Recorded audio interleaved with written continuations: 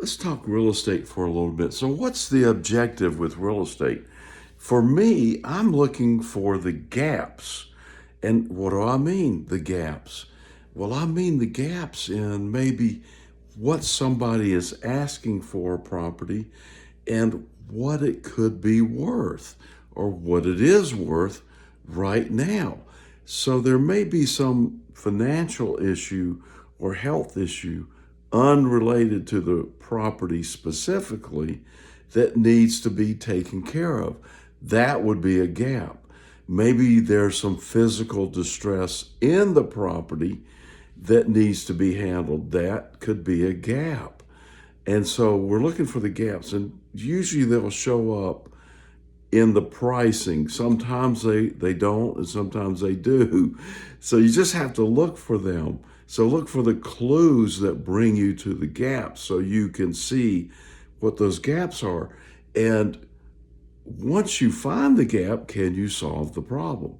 So my preference is finding the gaps that aren't related to the physical stress of the property. In other words, I don't want one that's necessarily needs a whole lot of work. Now, believe me, I buy those too, because sometimes the gaps are just too big to ignore. So then I will maybe take that project on.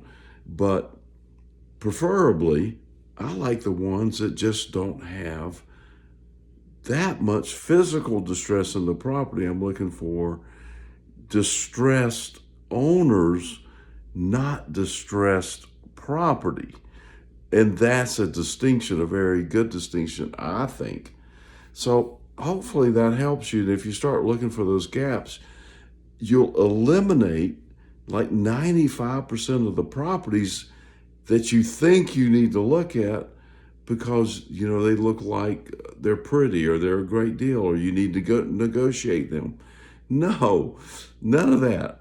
You just want to find the properties that can be negotiated or the problem solved through you buying it and fixing the problem, or maybe you just finding a buyer that can fix the problem. And there's a gap there, right there as well. A gap in the purchase price that you find and the gap that you know that somebody else is willing to pay for it, otherwise known as wholesaling or signing your contract for a fee. Hopefully this is helpful.